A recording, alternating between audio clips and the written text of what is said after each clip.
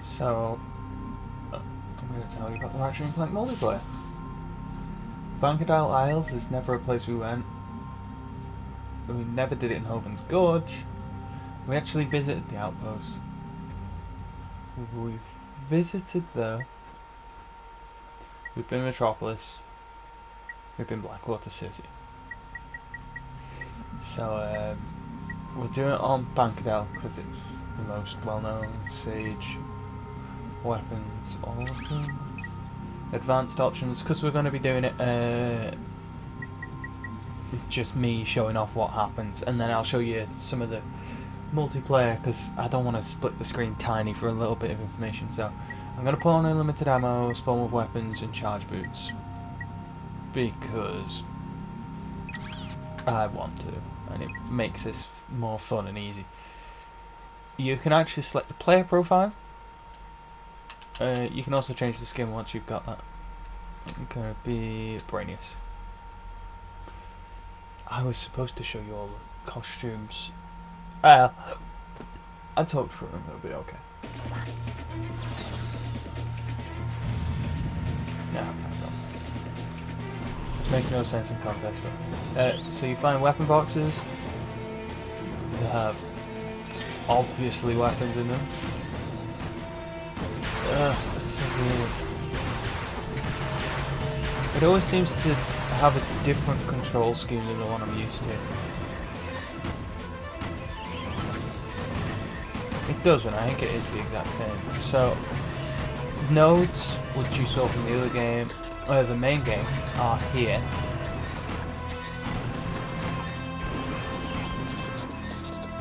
Each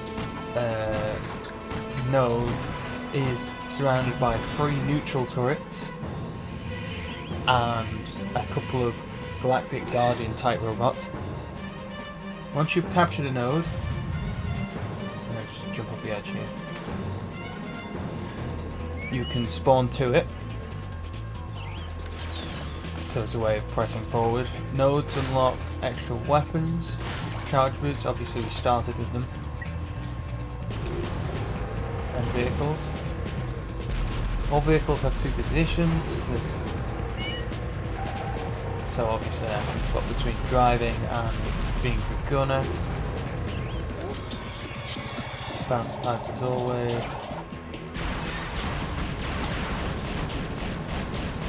You all have 100 nanotech, usually takes a couple of shots to take you down. Nanotech you can find, you can't increase maximum nanotech during multiplayer. You can enhance weapons, but it requires you to kill another player. So, we're doing that. Second part of the multiplayer. Another thing is, when you die, you will drop a weapon pack of all the weapons you were carrying. Someone else could easily pick that up. Thanks for telling me a bit. So there you go, that is my packet of weapons. If you die again, I believe that despawns.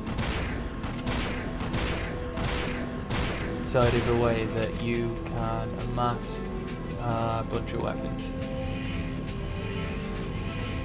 And if you start hoarding weapons, well, the enemies can take them back.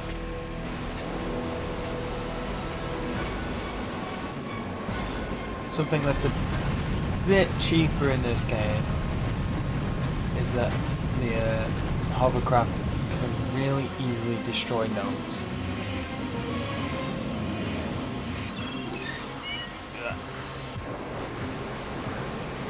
As you can see, so I find it's no erase. That's why we took this map, because obviously it's much easier. As you can see, it's just destroying galactic ranges in like one hit. The nodes are going down in a couple.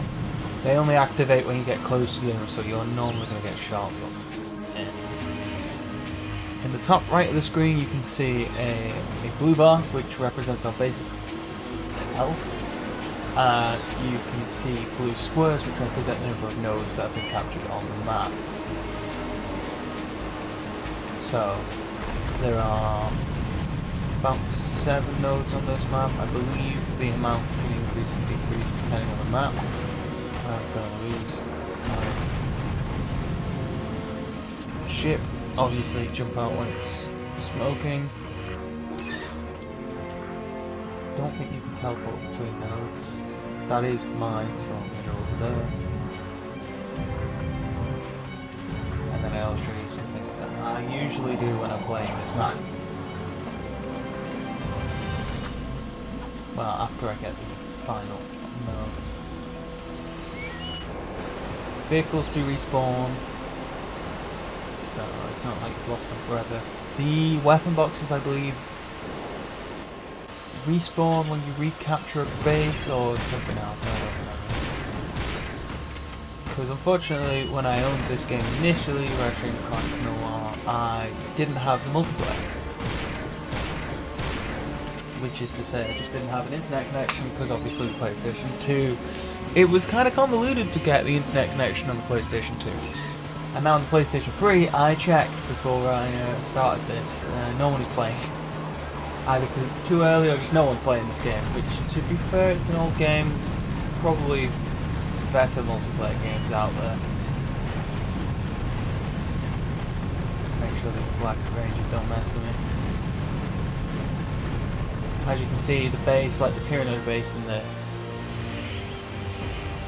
the other mode, single player, that's the words I'm trying to use. Man, I'm not good at this.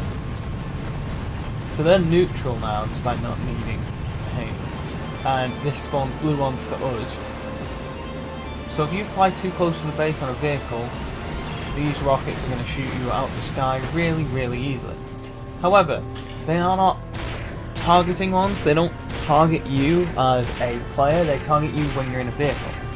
To stop you from basically doing what I'm going to do, which is I'm going to attack it with the hover ship because it's easier.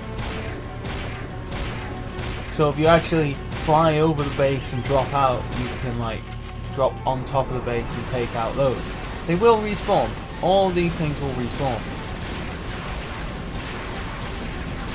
Depending on which base you've got, depends on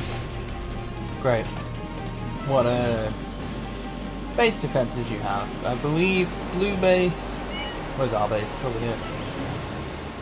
Blue base, you get Black Guardians, and you get this weird robot-y thing that summons little zappy bots that'll try and chase after the enemies.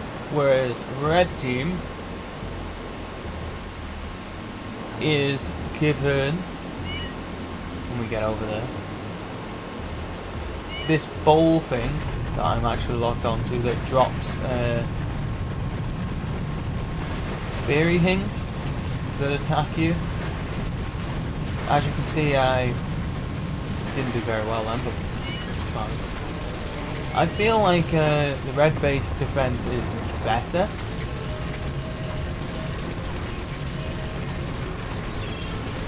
For that, just the little spinny thing. Like, oh, because I feel like you can just destroy the wandering dots much easier than this. Obviously, I've got infinite ammo on, so I'm not actually caring and trying very hard here. But as you can see, by destroying that turret, the bar has gone down. Because as I was fighting the turret, the bar slowly decreases.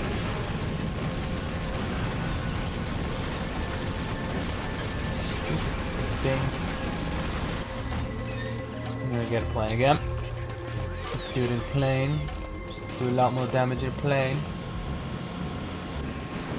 So normally you would just spawn with like one weapon. You can limit the weapons, so there's certain ones you won't get.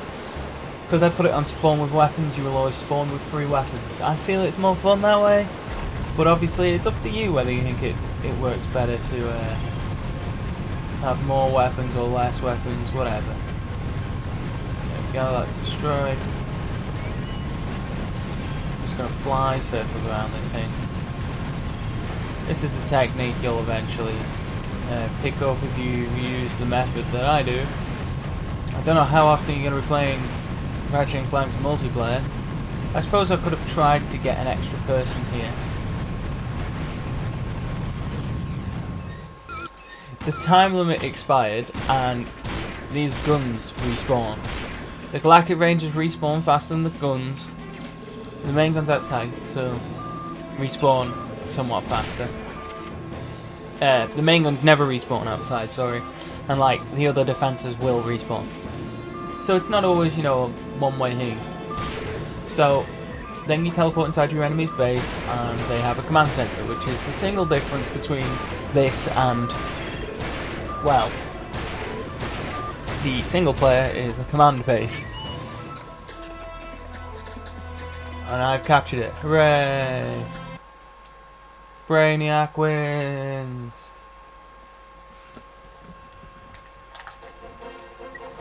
I got -1 kills because I killed myself. I died 4 times, I captured all nodes, and I did 100% of the base damage. Playtime was 8 minutes because, So if we go to deathmatch, you can do deathmatch on every stage. You can't do siege on every stage because they don't all have bases.